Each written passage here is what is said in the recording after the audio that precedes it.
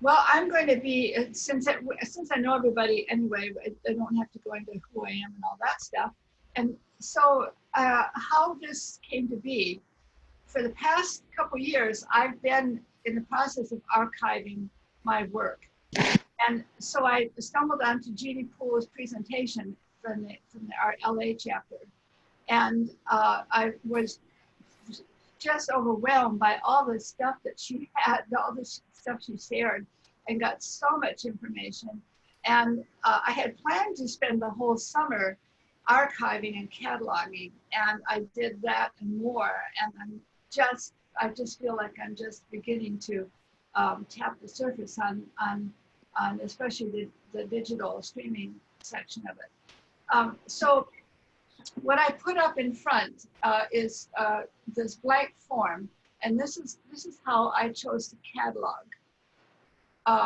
And you can see at the top, I have my name and then Ascap, and then I plan to put my IPI number after Ascap. I'm going to throw in a lot of numbers and a lot of terminology, and I'll just stay, if we can wait and ask questions later, or as both presentations go forward, it'll probably all be answered.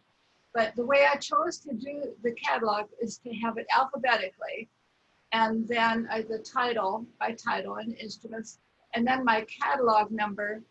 I chose to, instead of start numbering 1, 2, 3, 4, 5, 6, I chose to put my birth date, 2/18, and then 1, 2, 3, 4, and so on and so forth. And then up in my below my title, I said that out of the things that were out of sequence, I put an asterisk. And then I do a lot of cross-referencing and editing my music and using it for other purposes. So I keep the same catalog number for the title, and then put A, B, C, D for movements. Then I want to separate church music and student level pieces and youth orchestra pieces. And then I put up here the last number used, because since everything is not listed according to my catalog number, then my last number is not the last number on the list. So I put that in there. And my next, let's see, stop the share, and then do this, and then share. Okay. How do I get back? There's the share. Just a minute. I've got this crazy mouse. Sorry, my mouse is not behaving. There, okay. So all of these forms are in the chat with box and Dropbox. So here's a little sample of what my catalog then looks like. So you'll see that I have 5 cello. That's the full title is 5 pieces for unaccompanied cello, but I shortened them. And then notice that the number is 218, which is my birthday, but this is 14. So it's 218, 14, A, B, C, D, E, and all the ways that I've used this. And then way over on the right-hand side is what I put out my edit info. As a former legal secretary and paralegal, I'm used to cross-referencing like crazy, and I find that it really helps. Now notice that on the top, next to the catalog number, is the ISRC number, and I'll talk more about that later. But the ISRC number has a unique number with 5 alphabetical, parts of the alphabet, spaced out like this, 2 and then dash and then 3. And then down below in the column of ISRC, you'll see 20 and then dash 00017 and so on and so on. So that each year we have a list of ISRC codes. So this is 20 means this is 2020, and this is my number 17, 6, and 12, and 13, and so on. And those are numbers that I have embedded into these particular pieces. I haven't embedded them all yet. And then the medium is what they are, because the ISRC codes you need for videos and sound recordings. And then the ISWC code is, you guys might already know this, but your PRO assigns that, and that always starts with a T and then has all of those numbers after that. And then the copyright date, I confess I have not done a lot of copywriting, but I'm going to start doing that, because after reading Jeannie Poole's PowerPoint, which I've also attached in the Dropbox, and also other information I've had, even though we're legally copyrighted the second we put it on the computer or write it or whatever, it's really good, especially for estate planning, to have them actually filed, copyright and the date and number. I used to do that years ago, so I have lots of those from years ago, and I had a rolling stamp that I could change the numbers, and then I just stamped it right at the bottom of each piece. So that's how I use this blank, this catalog form. I'm going to just keep moving. Next, I have the blank form for the ISRC codes. Oops, in the catalog, sample, blank form, ISRC codes, share, bingo. Where is it? Okay.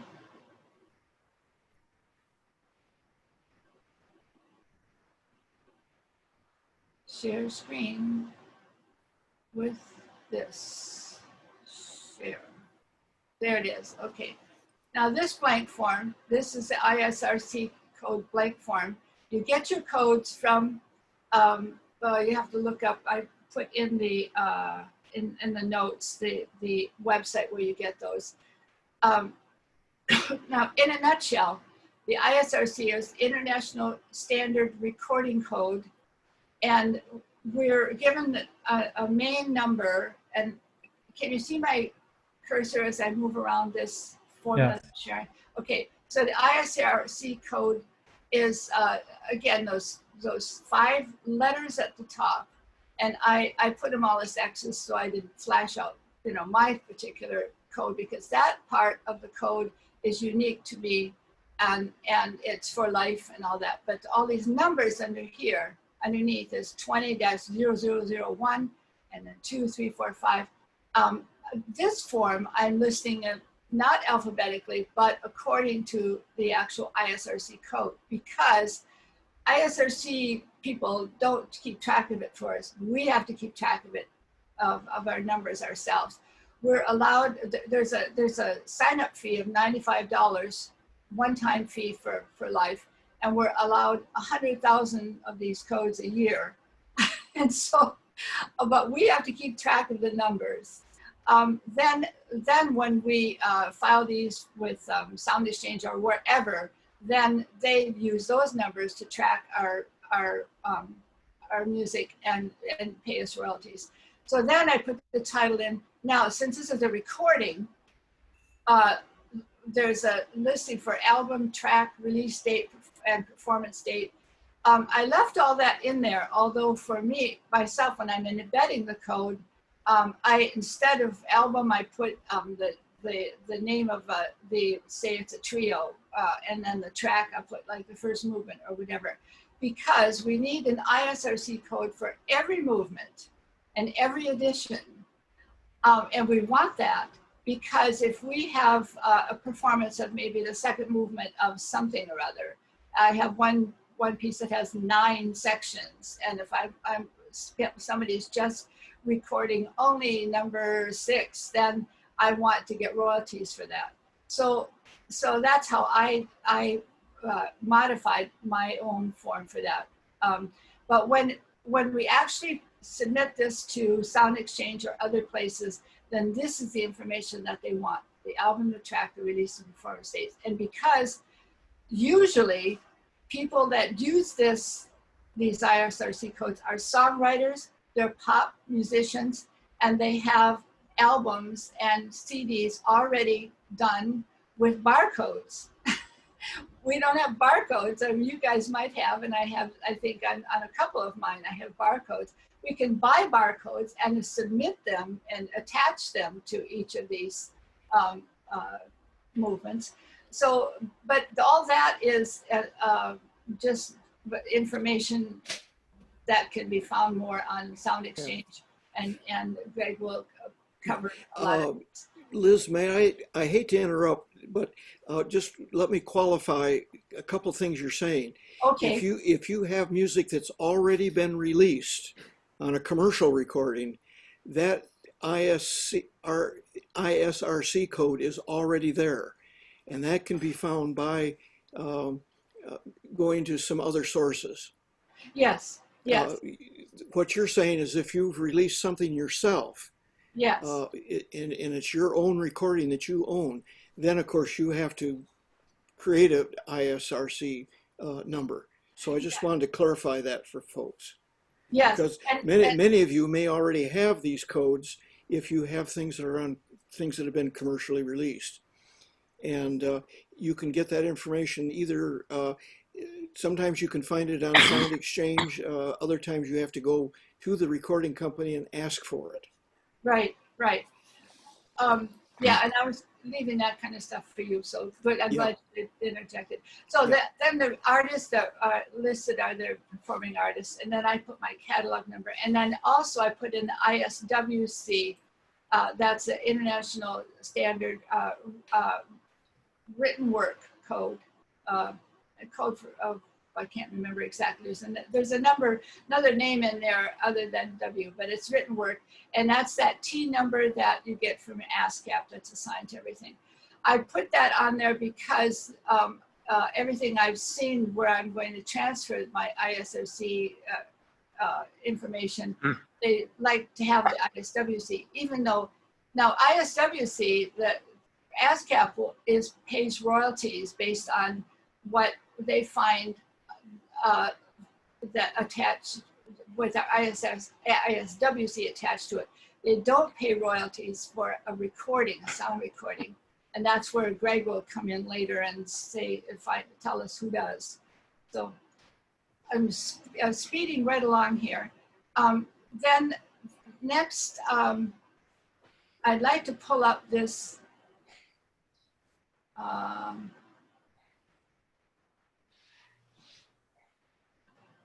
this PowerPoint from Jeannie Poole. It's a long read, but it's got a ton of information in there that is really, really helpful. I picked out a few things in my, and put it in my outline for tonight's presentation, but I'm not going to spend time with that. I'm going to let you read it, but and if I can just interject there that, again, for anybody missed before, we've got the chat window open, and the top of that should be the link to the Dropbox folder, and you should all be able to open that, and then you can go in and look at this document or any of the other ones longer. Yeah, I don't see it there. I don't see anything in the chat box. Did you join after I pasted, I wonder? Let me just go ahead and file, there it is. Okay. I see it now. Okay. Thank you. I'm going to just run down a few of the important things that Jeannie emphasized. Excuse me. The title of hers is Digitizing and Monetizing Old Audio. She starts out by talking about what to do with old audios. And there are some people who actually have LPs and so on and so forth. But what I did was backtrack even further and start with the cataloging and then worked into these. But the sound audio, the audios, the records, the whatever. She gives just a lot of really good information on how to, what to do with that. And in her work, that she has a company that does a lot of these things. And in her work, she has seen heirs to estates having boxes of cassettes or whatever from a composer, and they say, well, we don't even know what's on this. We're just toss up. And they just roll them out. So she's saying that it behooves us to digitize these and preserve them. Excuse me. And again, she says to copyright everything, the music composition, the sound recording, and the Digital Millennium Copyright Act prohibits circumventing technology measures that effectively controls the crossword. This is the issue that is still not clear to me. The problem is the rights owners, often claimed by recording artists, with no real allocation to composers. And she warns, and I've seen other things in my research, that that if we don't retain the master, the ownership of the master, or somehow get our ISRC code embedded into what the sound recording artist is doing, then that recording artist could, and usually does, just put their own number on there, and we don't have any number. There's the law has a pie of distribution, and half of the pie is for the performing artists, and half of the pie is for the rights owners. And the rights owners is not really spelled out. The performing artists are spelled out. And I won't go into detail, but you can get this on Sound Exchange. But the rights owners are what the sound recorders feel that they have the complete master, own the complete master, because they're recording it. And what Jeannie is advocating is that we make sure that we are part of that rights owners, part of the ISRC. I'm going to scoot along here. So she was saying, and reclaim the ownership to your master recordings and also to back up in our archive, we back up some drives and have an external hard drive. Also give information in your estate planning, like where to find all of this, all of your work, and including location of a safe deposit box and locate a key and location. So that's a kind of in a nutshell of what her the PowerPoint is, only it goes into much better detail than that. Now getting back to my cataloging, I also cross-reference computer files like Sibelius or Finale, and I have a folder under each for each of my compositions, and in that folder there's even more information than I put on my catalog list. And I've always done this, but and I have cross-reference to edits, editions, other uses, renaming, so that if I have one title of a piece and it's a movement of a bigger piece, and I use it for something else, and I put a different title on, I cross-reference everything. And then also I have in iTunes, that's where I keep my complete folders of MP3s. And now iTunes is going to be changing their format coming up, so that's on my list of things to do, is to make sure that I don't lose that.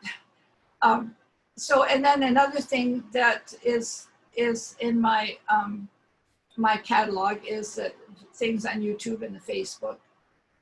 So, and when I'm cataloging, when I say that I'm cataloging and archiving my work, I do all of those things, all of those cross-references, a written spreadsheet, the computerized thing, you know, and folders and iTunes, and so everything is just really well cross-referenced, and I have all the numbers in there that I would need to transfer to anything.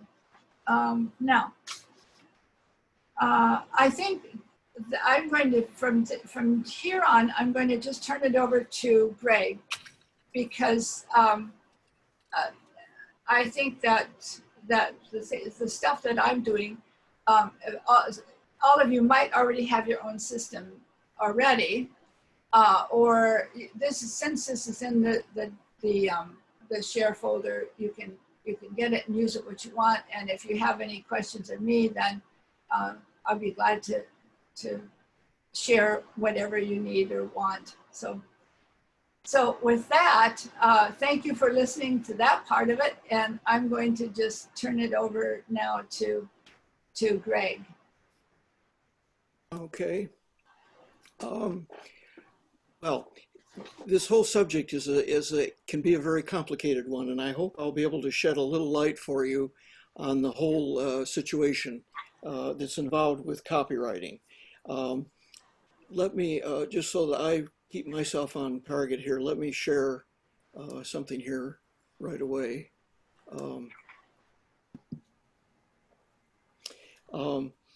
There's some information.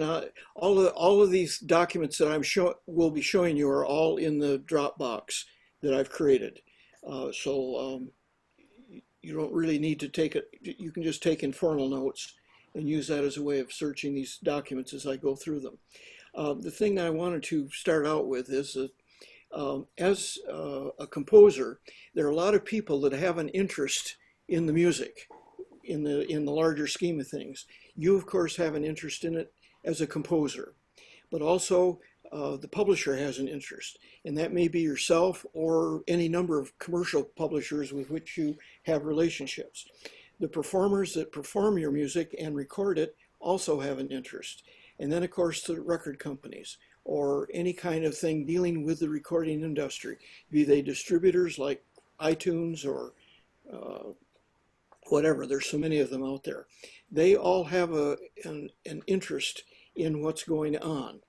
And so keep that in mind as we talk. Now, I want to share another. I think I'll have to stop sharing and get this other one up here. And, yeah. And to give you an idea, there's a wonderful PDF that was available, and it breaks this whole process down into several different things. For songwriters, which is of course us, the recording artist, and the producer and musician performers all have different royalty interests. So I'm going to concentrate primarily on us as songwriters. But keep in mind that you as a songwriter have a royalty interest in your music and where it gets performed in a live situation or on terrestrial radio. Keep in mind when I say terrestrial as opposed to satellite, they're two different things. TV and online or at live events or in public places. And these are the things that you get either through Ascap, BMI, or CSAC, whoever you happen to be registered with. The publisher of your music also has an interest, and they in turn are also members of Ascap, BMI, or CSAC. And then they, of course, also have some associations to which they belong, among them being the National Music Publisher Association, Independent Music Publishers Association, and all of these people interact with Ascap. And so from our standpoint, when you're dealing with public performances, it's 50% to us and 50% to your publisher.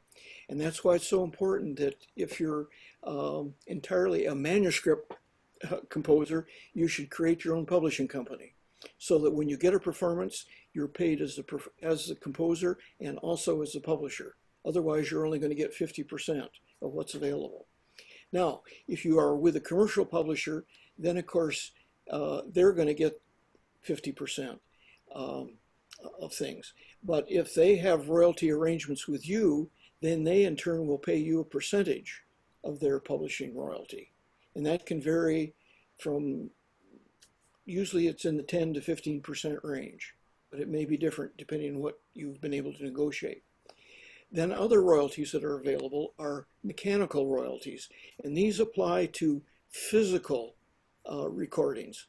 In other words, CDs, cassettes, vinyl, DVDs, and so on, but that have a physical presence. And those are licensed primarily through the Harry Fox Agency. And Canada has its own society, but for many years until digital stuff came along, most all of it was handled by Harry Fox. In more recent years, with the advent of digital things, we now have a number of different players on the scene, and most prominent at this point is Sound Exchange.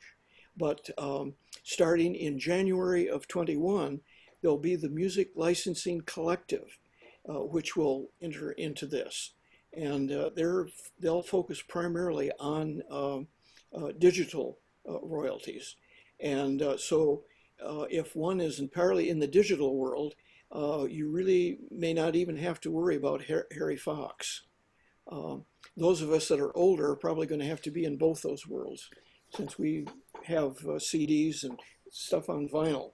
But for younger people who have been doing things only digital, then the Music Licensing Collective will be a very important thing. I'll talk more about that a little bit later. Then there are also there's streaming revenue, and this is where things get a little tricky because a number of people are in on this. To some extent, even Ascap works in this area of streaming, provided the entity has license through them, or that streaming license has been taken out for any given streaming performance. And Ascap does issue those, but they're usually done on a case-by-case basis, not as a blanket license. The only blanket licenses that I'm aware of are through Facebook and YouTube.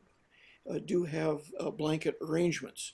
And actually, this summer I got some Facebook royalties, I don't know, $10, $12 from something. ASCAP doesn't specifically identify the pieces, you just get a chunk of something, but they have that. I just learned today, as a side note, that as of October 1st, Facebook may be doing away with the licensing. And there's evidently some kind of a dispute going on. I have a feeling it's through the songwriters and so on, that maybe are finding that people are putting things on Facebook and streaming them without their permission. Mm-hmm. And it means that the proper people aren't getting royalties. So I don't know how that'll play out. I should tell you right up front that Zoom does not have any kind of licensing arrangements. They refuse to do it. So anything that you have done on Zoom, there's not really, that I know of, any licensing or any licensing situation available. Now, in the early aspects of this, even Harry Fox has been involved through some of the streaming revenue, but that is starting to change as this music licensing collective comes on board, and you'll just have to stay tuned as that develops and gets fully operating. Now, there's also other licenses and situations, and this is on the bottom line of the PDF here, of composing original works for broadcast. And this would be situations where you've composed jingles or special sound things specifically for broadcast. And in that case, your royalty arrangements are made directly with the person that hired you. And if you've been hired as work for hire, that may be all you'll get, unless you make other arrangements for that if it's broadcast a certain number of times, that you'll get additional royalty. But that's very important if you are doing jingles or anything like that, where the buyer, as it points out here, is paid by the buyer or an agency is contracting you for the work. There's also sync licensing, where a video game, a TV show, a movie or something has asked to use your music and asked for a synchronization license. And again, that's something that you usually have to negotiate yourself. It's very much like if you have an opera or ballet that you have, where you have grand rights. That's something that you as a composer have to negotiate. Ascap or BMI will not help you out with that. In other situations, there may be publisher advances, where a publisher has given you a bulk payment for doing a series of pieces or whatever arrangement. And usually when they've given you an advance, that's usually an advance against royalties, so that you won't get royalties until you've paid off that advance. There are also special royalties where lyrics are involved. And again, those are specially negotiated. Ringtones also have a licensing situation. And that can be handled through the Harry Fox agency. And then if you have sales through, as it points out here, sheet music sales, that would be the royalties that they probably will derive from, well, they'll be derived from actual direct sales of your music. And again, that's something you would have to negotiate directly with the publisher. And then the last category are publisher settlements. And that's where there's litigation involved. And occasionally songwriters and so on get themselves in a situation where they've sued someone, and there can be payments made that way. That usually doesn't involve those of us in the classical world, but it might if someone indulges in plagiarism, perhaps. Now, I'll leave this to your reading if you have interest as a recording artist, because that's a whole other category that's subject to its own royalty arrangements. There are also, if you should end up becoming a producer, there are certain aspects of royalty that are available to you as a producer. And last but not least are musician performers. And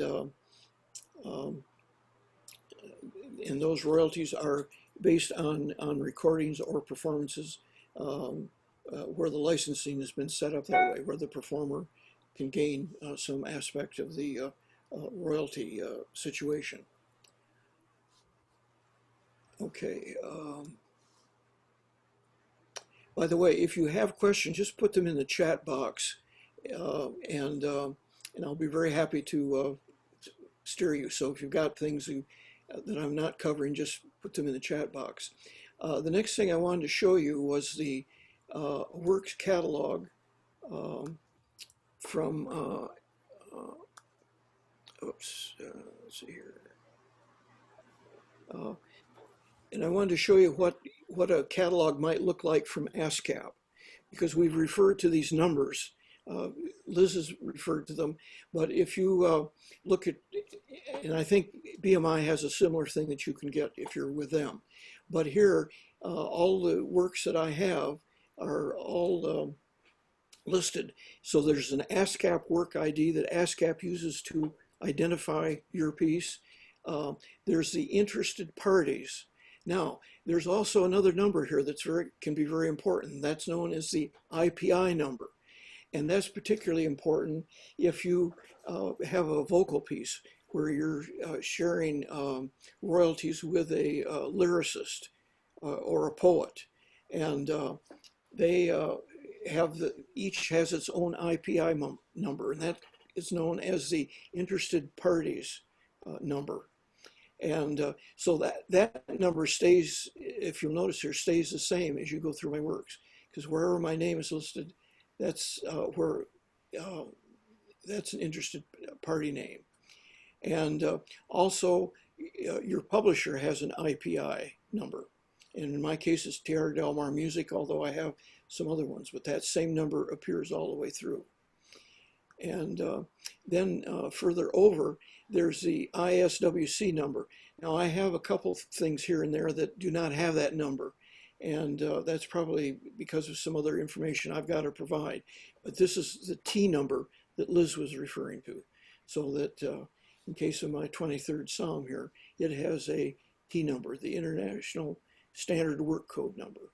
So those are all important numbers to have, because if you need to chase down a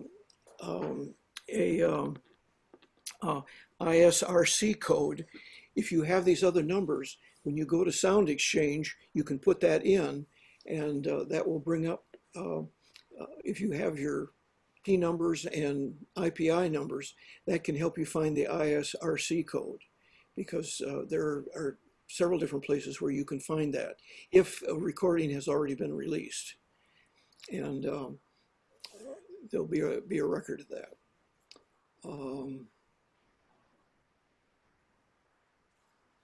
Okay. Let's see here. I want to go back to this other document here for a moment. And the MLC, or the Mechanical Licensing Collective, that's going to come online, is well worth your time to visit. Because you can start getting your works registered with them. They have a wonderful worksheet. It's in a spreadsheet that you can fill in and start getting works registered, particularly ones that may already be streaming online and are already active. But I've given you you can get their newsletter, and they've been offering a series of webinars that are really very informative, and you can go back and watch some of them because they're posted on their website. But their main website is this, the MLC.com, and you can get signed up and get involved with them. I've also put on here the Harry Fox portal and sign up, and this is another thing that you may want to look into. And you might want to go to their website and see, particularly if you've got recordings, you might find that maybe there's some royalties out there that are hanging around for you if you haven't looked into this, if you've got already released commercial recordings. And then there's the ISWC network database. And again, this can help you find that number if you need it. Now, in one of the webinars, it was mentioned that you, in this day and age, unless you have some earlier recordings, you don't need to be registered with both the Harry Fox and the MLC. That if you're a younger composer or a person that does not have older recordings, your time is better spent getting done with the Music Licensing Collective, because they will become the primary source of royalties in the digital world, and or even things that have been converted from older formats to digital formats. Now, one thing I wanted to add to Liz's remarks is that Jeannie Poole, when she made her presentation, that a number of composers are taking older vinyl recordings or older recordings and having them converted to digital format. And that's where the ISRC code thing, it becomes very important, because unfortunately there are some less than scrupulous recording engineers out there that input their own codes in, and they're the ones that end up getting royalties rather than the composer. So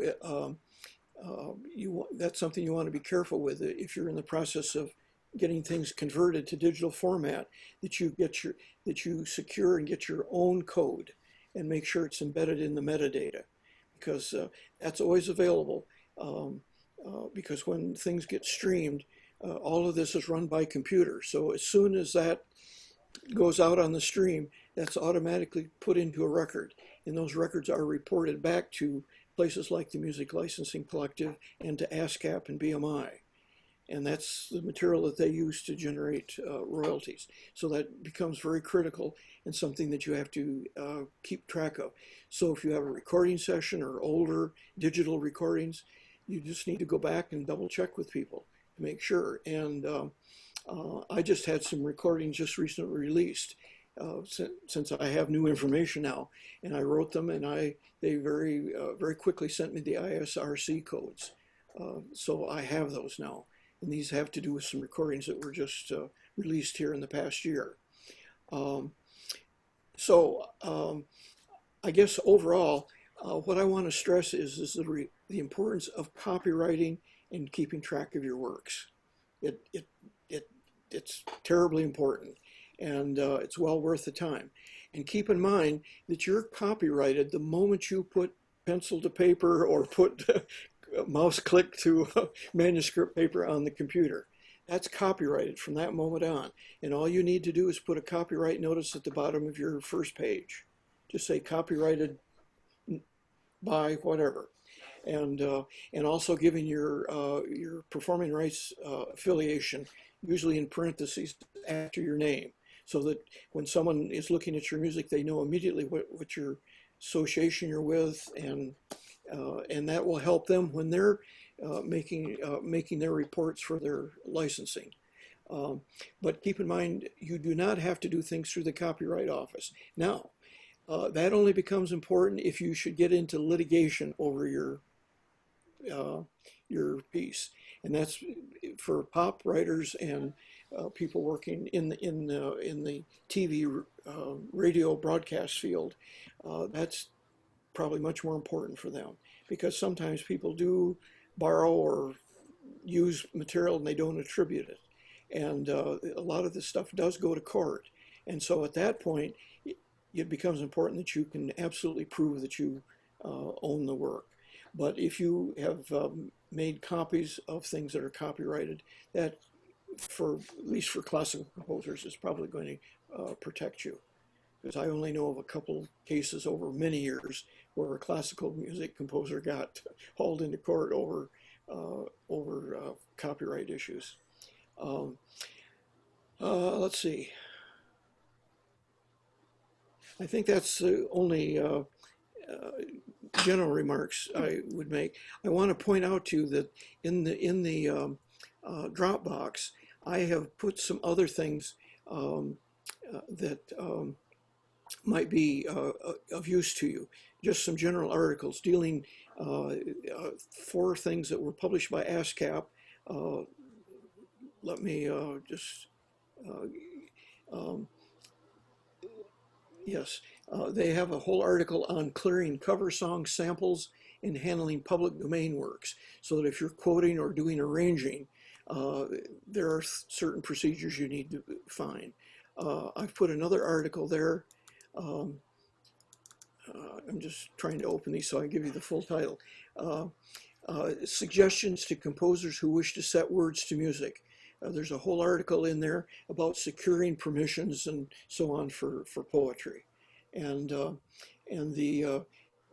let's see, we're up to, I think, 1924 or 25 now as for public domain. So anything prior to that time is public domain, but that changes every year as to what becomes public domain.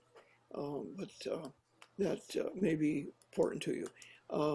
I put another article in there, an Ascap primer for concert composers, and it talks about registering your works and with Ascap, and a number of different things related to the services that Ascap has available to you. And the last one, just one second here. Tips for, some additional tips about facilitating composer requests to set poetry or prose to music.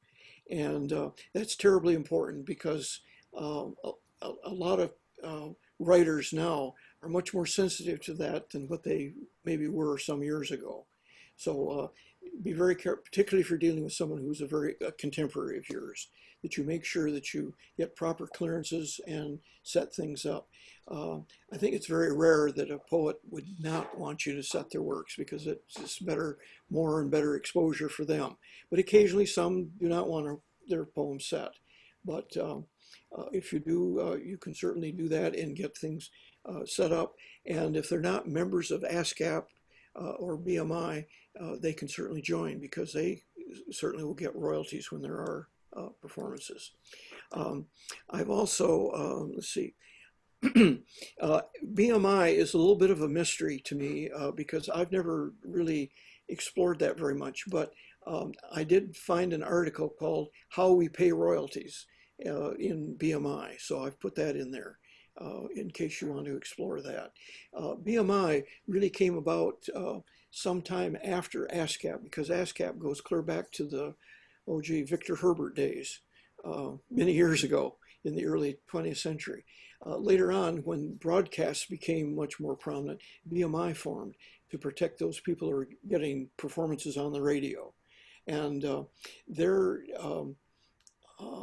organization has been rather strongly orientated towards songwriters, but they do all means of composers. And so don't write them off. And you may feel that you have a better royalty situation with them than with Ascap.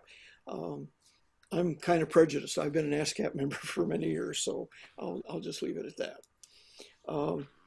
Then there is another organization that I wanted to mention. Let me share the screen on this one.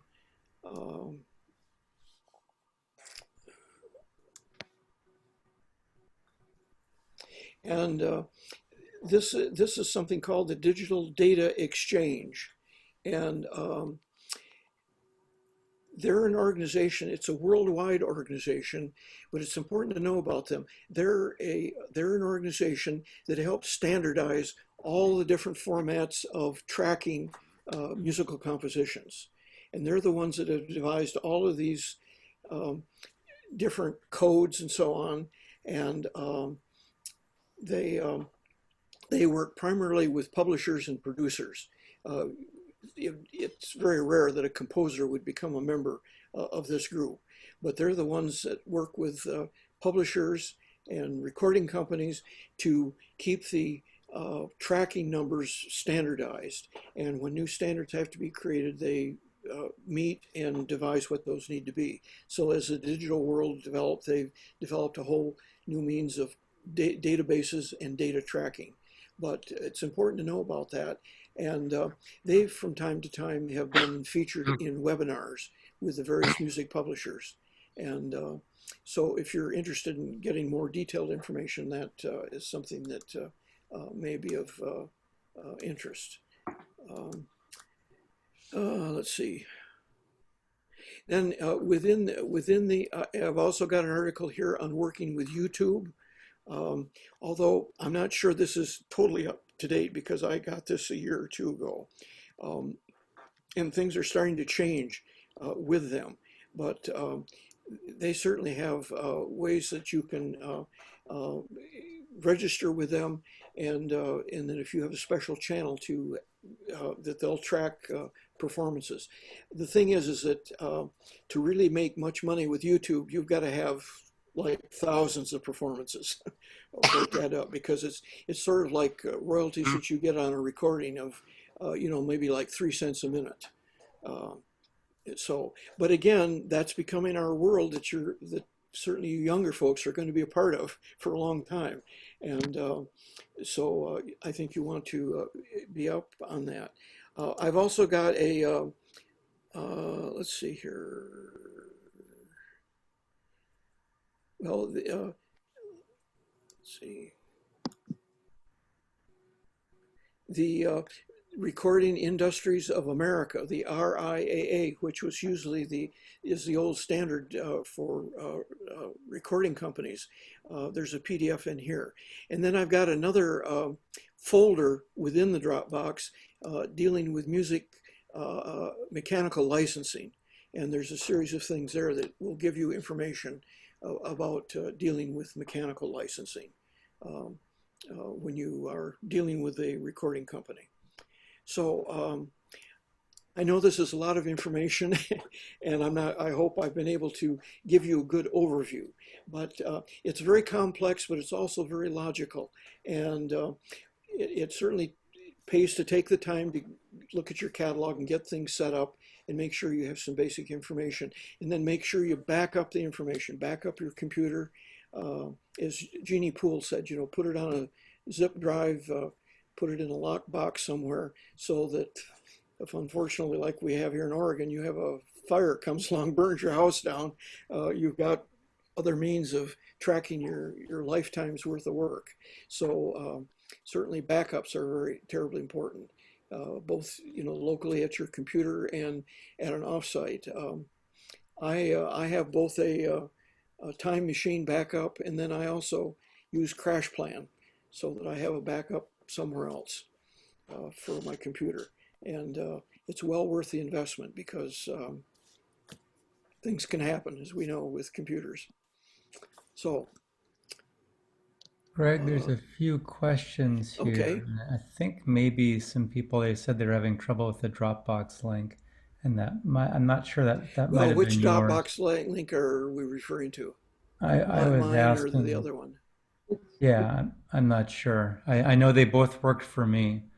The links didn't. The one that has Liz Nedela in the title, the very first one, does not work because it will not take anywhere. And I don't even see the other link. So that's the only link we have currently in the Zoom chat. Yeah. Just that Here, one. I'll paste. Yeah, if you Greg's go back to the top of the chat, both of the two different Dropboxes are there. Okay, maybe We only see the One. one. We only see one. okay. Now we got the new one. The new one just came in. I'll check this one. See if I just repasted Greg's in there. I know at least some people had got Liz's to work. I know it has the permissions on it that anybody has that has the link. I got the new one to work now. Okay. Thank you.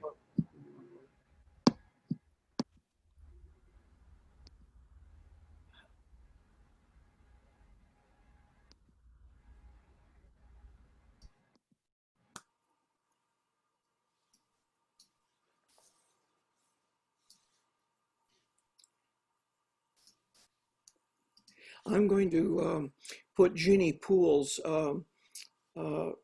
email address in here for you, because Jeannie is a longtime Ascap member. She's president of the LA chapter and has been a member of NACUSA for many, many years. But she's very knowledgeable about working with music estates and licensing and cataloging of works and publishing of works. And she might be able to answer things that neither I or Liz can answer. So just give me a second here and I'll get her, post her email in the chat.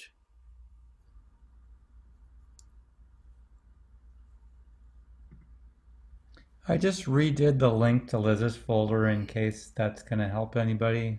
So you could try that. I just put it in the chat window. it works. It's a different link. Do I have to send in my email address for that to come to my Dropbox? I don't think so. No. So do I just click on it? I'm just not. You should be figuring able to out. just click on it. Huh. And it'll come up in Dropbox? It won't I've necessarily done come up in that. Dropbox. It should offer to save it to a folder Oh, on your okay, computer. well, I've clicked on it. I'm not getting much of anything. Or, well, it may open up in. I opened my Dropbox. Maybe I shouldn't have done that.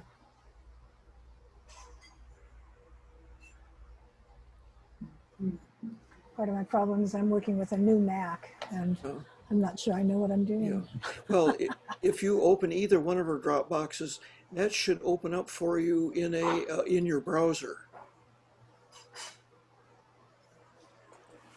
I got it to work by directly clicking on the link in the chat, whereas I tried to save the link and send it to myself and it didn't work.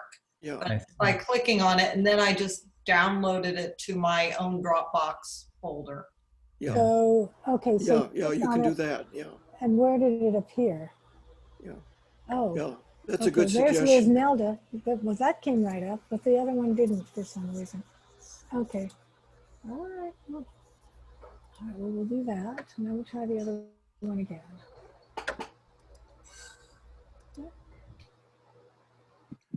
Yeah, the other one's just, there it is. Okay, thank you, thank you, thank you. Nick, were you able to get those links to work? I did. The second one's worked, and it also worked, I think, clicking on it directly. But I haven't tried to copy and paste it yet. It didn't work to copy and paste the first, but it worked now. So. Well, I tried copying and pasting them because I don't have my Dropbox on this laptop. It's on my desktop. And so I'm hoping that I will be able to use it on my desktop now that I've mailed it to myself. Yeah, you should be able to. Yeah. If not, I'll contact somebody and see if I can get the link. Greg and Liz, can I ask a question? Yeah, sure. Go right ahead. So with something like all of both our past archived file videos that are up via YouTube on the Cascadia YouTube channel of each composer's piece, like do a lot of those already have an ISRC number embedded in, or that's working on that? We're working on that. That's what Dan is trying to check, because particularly the ones that were done by our recording man, Alan Niven. Alan, we're checking to see what he may have embedded in those videos. Now, the earlier ones that Mike did and in prior years, we're going to have to just check and maybe actually download those files and see if there is a code embedded. It's possible there may not be any code in those, but in which case the coding would have to be done. And then we could follow up with Mike. And repost them on or create codes for them. And I guess my question then at that point, is it decided that coding would go to the composer of that work or to Cascadia as the owner of that? Well, ideally, each individual piece should have its own code, and the code for the if you had the composer code in there, any publisher would that would hook up through that data would hook up to the publisher, or composer. Yeah. And would that would generally be the actual composer / publisher of the work, or would that be of the work? Yeah. Mm-hmm. And that would be, and in that case, the composers would have to maybe supply some information from Ascap, for the work ID and other codes that would need to go with that. I'm not sure what I'm following you, Greg. So getting back to just using Alan's videos and his recordings, so far Cascadia has not been able to procure the information that he uses, so he could have used the SIRC code and claimed himself as the rights owner. Well, it's possible, Liz. I want to be careful about this because I don't want to accuse anyone. Stir it up. I don't think we have any reason to believe that. Right. No, I mean, that came about because of Jeannie's remarks she made in her presentation some months ago, or several months ago, when she presented that has been a problem down in the LA area, in the major recording center down there, that they've had problems with that, with recording engineers usurping, recording rights. But it was just a caution to us that she said that, you should check that because you can't be sure. But my question was actually, if I'm embedding the ISRC code in the pieces that say Alan or Mike or anyone else has already published as far on YouTube and so on and so forth, will that code, will my code be attached to that? Or Well, that has yet to be determined. Okay. If by chance he has put codes in, we will have to take them off YouTube and recode them and then repost them so they're correct, I think. If he's not put any code in there at all, we'll still have to do that. Because Doesn't if the there's no, ISRC code follow the recording? It is specific to a recording, not a composition. So if a composition, okay, so it's specifically the recording Yes. of it. Yeah. Yeah. Yeah. Okay. If I can just take a moment to explain, let's say you've gone to recording studio and you are recording something. The way it's set up nowadays, that every single take that's done in a recording studio contains all of this information. There's metadata there that tells you what take it is, what time it was done, who the recording staff was, who the recording engineer, composer, performers. All of that's embedded in that digital information.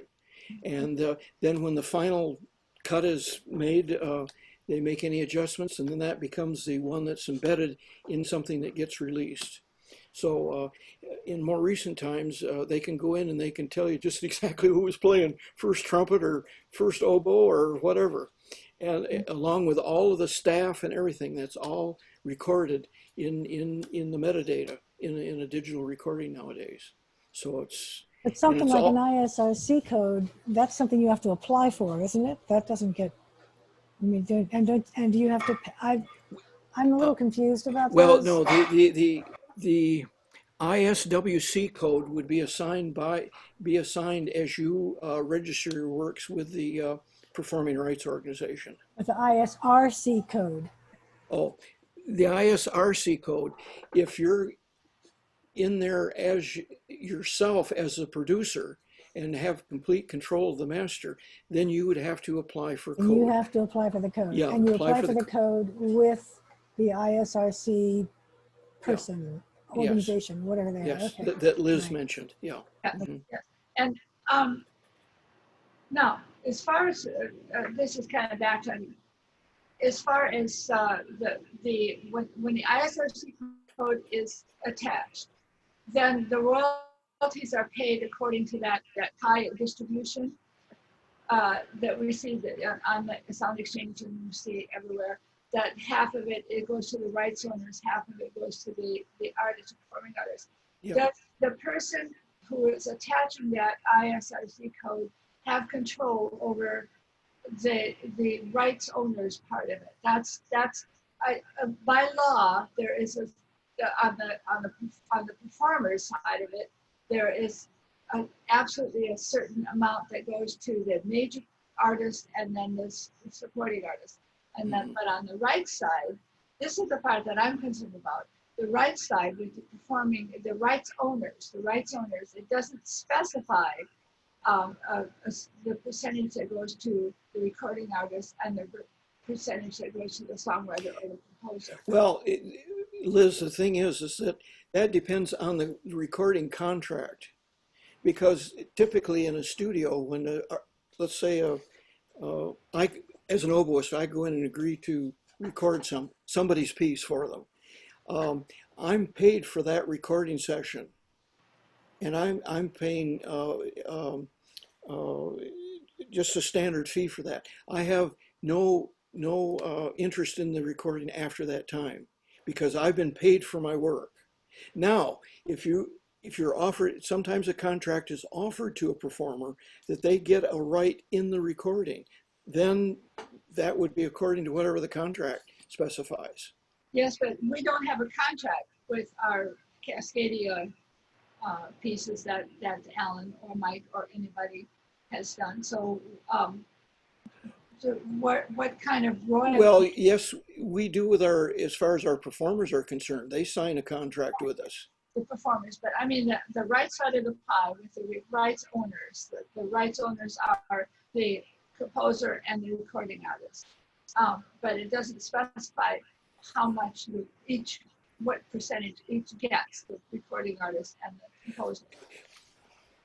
Well, that's all determined at such point as the recording gets sold or is performed somewhere, broadcast.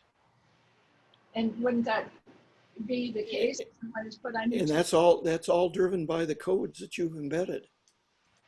And unless you've signed some kind of a specific contract that specifies a percentage of certain royalties that the producer or the publisher or the recording studio has to Right. pay. Right. But we don't have that. We just have the recording that Alan did and posts and gives us Yeah. the recording. And that is tracked down by Sound Exchange or MLC or whatever. Yeah. That what is the percentage paid to the composer? It doesn't list that on the pie. Well, no, it wouldn't, because that'd be governed by the rights organization. In other words, if it goes on YouTube, YouTube has a blanket license with Ascap. They report that to Ascap. When Ascap gets that information, you as a composer get 50%. Your publisher gets 50%.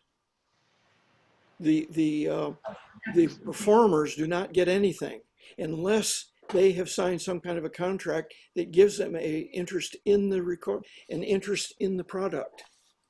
In other words, otherwise they're work for hire. They've done their work. That's all they get paid. Yeah. It's as simple as that. I want to ask one more question, Yeah. Greg. I don't Yeah. mean to muddy the waters here. Yeah. But until the past couple of years, I always thought the ICR, I'm getting the rights, because the audio engineers, the recording studio, they have the rights. They have a copyright on that production. They have an interest in the recording. They have a copyright. So they are getting some of the rights too. It's not just us. Right. Really? Well, although it depends on the contract they've signed. In other words, if you go to a recording studio and you just use them to make a recording, you pay them for the recording, That's you work pay them for hire. for the work of doing the recording. Right. That's the end of it. But on the other hand, the producer, Sir, depending what kind of a contract they have with the composer and with the performing artist, that could be split any number of ways depending on what they've negotiated. okay. Yeah. And as Jeannie points out, and all of these other sources, that there are two copyrights. One is for the recording, one is for the composer, the writing. So that when the rights owners are to the composer and the recording artist. Yeah. So that was my question, and has been all along, is how is it determined? What is the percentage to each rights owner? Well, but you see, the thing is, let's say you own the master, what you're going to get is what you negotiate with the releaser of that recording, the record company. You're not going to get paid something every time the thing gets played. When you've sold your recording to a company, you sign a contract with them, and they may pay you an initial. They'll pay you maybe an initial fee up front for so many, like a CD, for example, 500 CDs. You'll get paid a certain amount for those 500 CDs. Right. If they do additional ones, then you get paid so much. And then all the composers usually listed on that CD, if there are different ones, they get paid so much per minute. And again, that gets paid at the point it's sold to the recording company if they produce more things. Now, as that may get played on a radio station, then that is depending on who the composer was.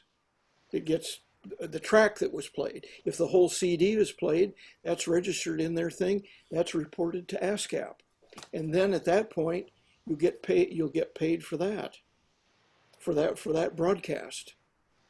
The composer will get 50%, publisher will get 50% of that broadcast.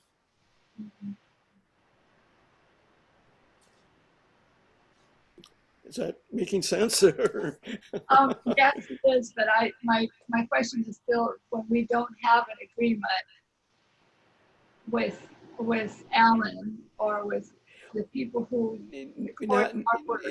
Well, not to our knowledge on the board at this point.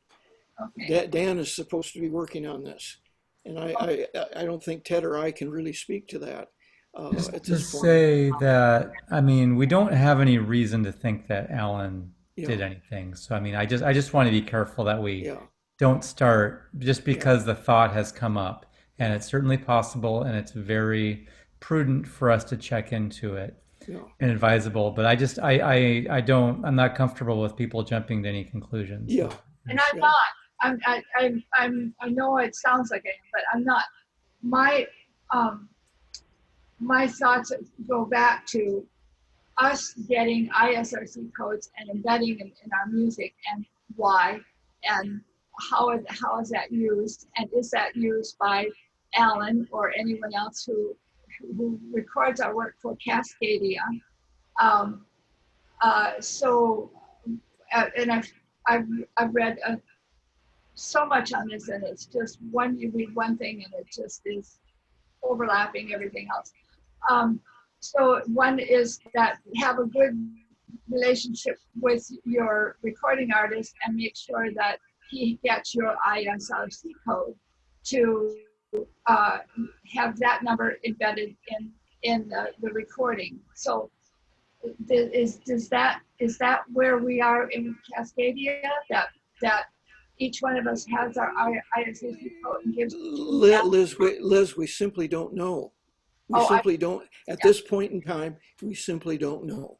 Okay. Because we don't. Sure. And the only thing that protects us is that we have contracts with the performers. And even that, they have a right of refusal. I mean, I've had one person I've had performances with, and so far that person has refused to, I can have the recording, but only for my own archival purposes. But they don't want it released on YouTube, and we have to honor that. So, you know, that's a whole other ball game there too. But normally, Cascadia does own the recording once it's been made, theoretically. That's our recording. Okay. But the point is that the people on that recording are identified. You know, the performers, the composer, and after the composer, also the publisher by association. That's all there. Should that get put in some kind of a situation where it's broadcast in a public way? And we just, I mean, it's just something that we became aware of here in the past year, and we're working on it, and we'll see if we can get it clarified. I'm curious with that sort of like that sort of performer opt out, where they can opt out of what we can do with it. Why do we have that in the contract? Why don't we just take it out of the contract? In all of my own personal contracts, I have it still clearly stated that this is a work for hire. You're done. I can do whatever I want with it. Yeah. My only stipulation is that I will give them credit for it as long as they want it. But like, yeah. I make sure it's clear that I can put it on YouTube. I can put it on Spotify. It is not whatever. Yeah. Like, well, I would defer to Ted or to Jeff, who've had more to do with contracts recently than I have. I think it's, well, I don't know, maybe Jeff wants to comment. Yeah. For myself, I mean, it seems, I think it's a great point that Nick brings up. I would love for, personally, I agree with what you're saying. I think it may be a matter of the historic relationship with our performers, and maybe they kind of expect that, or maybe we think that, you know, we want to make sure that they want to work with us. So I don't know. I don't know if the right answer to that for us, but I'm interested in that feedback and anybody else's, and maybe we should consider that going forward. Yeah, I mean, it might be thought just, then we don't, then, I mean, I think the case with Greg and that happened, that's rare. It does seem relatively rare, but it could be a real problem, especially if somebody, you know, if just a performer, you know, because there's always a chance a performer is going to have like, is going to have a bad experience or something with us, and they're going to just like try to take it out on us and be like, no, I don't want anything done. And then like the composer is not going to get their work, be able to use their work for anything, and it's just like, you know, I'm not saying I'm saying I've had great experiences with most performers, but you can't trust them all. You know, it is the music business. Yes. I thought I saw a contract at one point that by the performer accepting the contract and the composer and the sound recording, that then all of us have the right, or the composer has the right to use it for our own. And I think it was the composer and Cascadia have the right to use it for our own advertising, for our own purposes. But I haven't seen a copy of that contract. I don't even know where I saw it, but does that ring a bell to Ted or Greg or Jeff? Oh, I see. Jeff has posted a chat response where he says it just seems like good relations with the performers. Very few performers do what has happened with Greg. Yeah. No, I think in the whole time I've been at Cascadia, I think I can think of maybe only one or two other occasions some years ago where we had a performer that said, I don't want that going out in public. You're welcome to have it as a composer.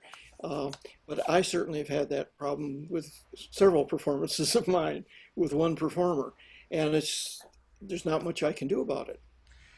They have a right to refuse that because we give them that choice that we're going to put it on YouTube, and if they don't want it put out there publicly, that's their choice to make, and so we'll have to revise our contract. But then the problem is that we might not be able to get that particular performer to perform for us. So, I mean, you know, so be it. Yeah. Well, I mean, you know, is this performer like the only thereminist in Portland? Pretty much everyone else is replaced to some degree, you know, to some degree. If it's a pianist, a cellist, a violinist, you know, we can replace them. That's kind of, Yeah. I do understand. Oboe players that are willing to do new music don't grow on trees. Let me put it that way. Yeah. I see Jeff further comments about the Delagani String Quartet, and I was just reminded of that myself, that they've been very choosy about what they let out. I think both times that they've worked with us, unfortunately choosy, honestly, from my memory, and of course maybe that's worth it to us to want to work with them because they're certainly an up and coming group. I don't know. Maybe that's something. Maybe it's something we could leave out of the default and see what people say and put it back in if people ask. Yeah, that's a thought. I mean, I understand Cascadia, you know, and I get if you're working with a specific group like the Delgani that has very specific rules, I think that makes sense. I would say it's more for just our standard ones that we're creating. Yeah. Because Delgani's almost always semi-collaborative. Right. Yeah, I commented further, I guess, with Del Sol when we used them recently. That was kind of an issue there where, because of the arrangement, they weren't expecting to spend enough time on the pieces, so they didn't want to have. I forget what we ended up. It might have been that people could use the recording, but I think their expectation going in was it was a Facebook live stream and wasn't going to be available for anything else, and that they preferred it that way because otherwise they would be working longer on it. So I don't know, maybe that depends on the group again. Okay. Can I ask a question? So I have a number of pieces where I'm the copyright owner the performer, the recording artist, the producer, the publisher, all of that. And I just want to make sure I've got all my I's dotted and my T's crossed because there are so many things that have to be done. So I register for copyright. I go ahead, I always register my stuff with the copyright office. I just do it. I just figure, just do that, get it done. It's done, good, I'm happy. So I register for copyright. I'm a member of BMI. I'm not real, I know what BMI does. I've never received a cent from BMI. That's life, that's okay. I have a lot of my music available through CD Baby, and I get royalties from digital stuff, $20 every 6 months. I take myself out to lunch. I have gotten ISRC codes for some of my pieces. I don't think I've gotten them for all of them, and so I know I need to do that for some of them. Do I have to also register with Sound Exchange? It would be wise to do that. Okay. Because it's satellite, and they, things like Pandora and Spotify and so Right. on all go through them. So it's just another avenue. Yeah. And who else do I have to register this stuff with? Well, you'll certainly want to register with the Music Licensing Collective. Music, okay. And I actually have, well, anything that I've done as a cover, I've registered with Harry Fox. So Yeah. that's, I've done that. And I should add that Harry Fox and the music licensing will work together. At some point, they're going to merge their databases. So anything you have in Harry Fox will automatically transfer. Am I supposed to register my original pieces with Harry Fox or just the stuff that I cover? I'm registered with BMI, so doesn't that cover that? Or? Well, it does, but the thing have you had anything released on a commercial recording? Nah, it's just all stuff. It's all self-released. So you haven't granted mechanical licenses to anyone? Actually, I granted a mechanical license to this pair of guys who put one of my songs on a collection, and they put it up on YouTube, and they put their names as the recipients instead of mine. And I contacted YouTube and said, no. I am the copyright owner of this song. And they said, there's nothing we can do about that. So I'm like, are you kidding me? So I guess I have to call them and say, go back on YouTube and take your name off and put my name on, because because on the recordings that they did, they say on there's physical CDs, and on those they said the copyrights are owned by the composers, and I'm written down as the composer of the piece that I put on there. And then on YouTube, they put their names in there, and I'm like, what is this about? So my only recourse is to contact them directly and tell them to change it. Yeah, well, that would be the best place to start. Okay. But you might have some help through the Harry Fox agency. I don't know. You could contact them. Okay, because it's my. Did they take something off the CD and put it on YouTube? I mean, it's my recording of me singing my song. I signed a contract with them saying they could put it on their CD. They put it on YouTube, and they put their names as reference to who you want to talk to about this recording. And I think it was just an oversight. I mean, they're good. Yeah, it probably people. was. I don't think they meant any, and they're not going to make $1 million on me anyway. So it's not like it's a big deal. But okay, so I start. So then MLC, Sound Exchange, finish up with the ISRC codes. Anybody else? No, that should cover your bases. That should do it. Yeah. Okay, thanks. Yeah.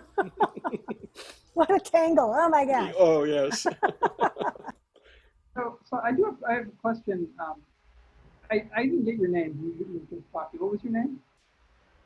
The woman who's just talking. I'm sorry. I think we've met. But my apologies. If somebody's talking to me, I'm sorry. Go ahead. What? I do have a question. Have you had live performances of your work, like at classical concerts and things like that? I've done a lot of live performing. I'm a church musician, so I do. Actually, right now I'm doing video performances.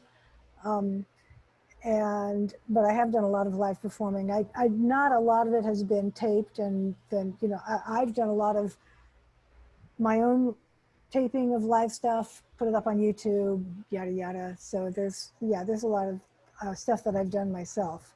And so a lot of so BMI, you should be getting paid for some of those live performances with BMI. Right. It depends Okay. on the venue, but I mean, there is Well, it's mostly churches, and I know they don't pay on churches. well, not if it's a religious, specifically religious. Right. If it was like a concert in a church, like if it was a Cascadia concert, things like that. Yeah. I would definitely check with it because you should be getting paid. You should get some royalties for those. It'd be lovely if I did. So far, as I said, I've got about $20 every 6 months. Yeah, definitely. I get almost like, I mean, I've been getting like $1,000 a year from Ascap just off of live performances. So it's definitely worth looking into. All right, I'll do it. Yeah, I'll check it out. It works. It can work out. So. Yeah. So hang on just a minute.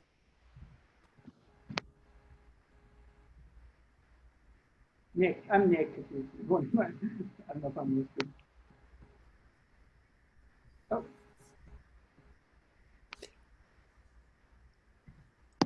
So you're recommending that I connect with BMI, and I think I've got like 50 of my songs are registered with BMI. Okay, here's an example. Last week, I did a live performance of 2 of my songs at something called the Caravan of Unity at a church. It was a performance with an interfaith angle to it, and both of my songs are registered, copyright registered with BMI. Do I now have to go to them with a cue sheet? Is that the next step? Is that where I take that? Or how do I let them know this happened? Because that recording is now on the internet. It's being streamed, people are downloading it, it's getting lots of views. So was this a performance at a live venue? Yes. Well, see, the thing is that venue needs to be licensed. And if they aren't licensed, then there would be no report. So the venue licenses, The venue or the presenting organization needs to have a license. I mean, like, for example, NACUSA, we have a blanket license so that any performance anywhere gets reported. I mean, each of the different entities, NACUSA at large has to report every quarter all of the concerts that we've done. Yeah, this is a one-time thing. I don't think it's this caravan that's going across the United States, and they're doing sort of presentations, and there's some music involved, and it's music of Native American music, and they have their own copyright thing, which is a whole other universe. See, the thing is that organization itself should have a blanket should have a license. So that they could use it no matter what the venue is.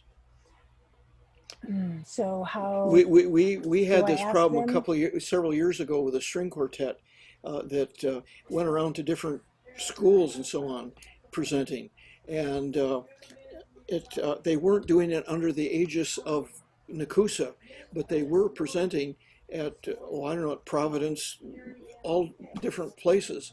And the thing is that as a quartet, they could have taken out an Ascap license so that all the performances would have been licensed, and so it works several different ways. Either the venue has a license, or the presenting organization. And the thing is that in this case, the string quartet was the presenting organization, so they should have had a ASCAP license, and it's something we didn't catch. We didn't catch it at the time.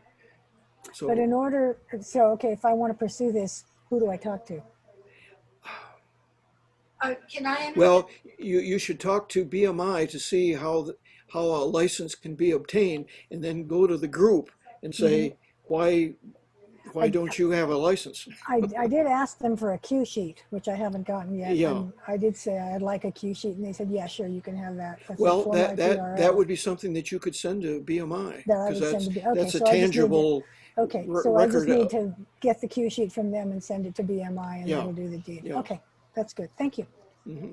Yeah, can I interject? I had a similar kind of thing with churches, and I don't remember if it was Greg or Andy Shreves at ASCAP said don't worry about who's got license or whatever, just report it to us. We take care. And Yeah. so it's the approach. Okay, Getting good. back to our string quartet, again, even with that, I can't remember who told me, Andy or somebody, to list them all. And some of those people had licenses where they played. And so, so I did get some royalties from that.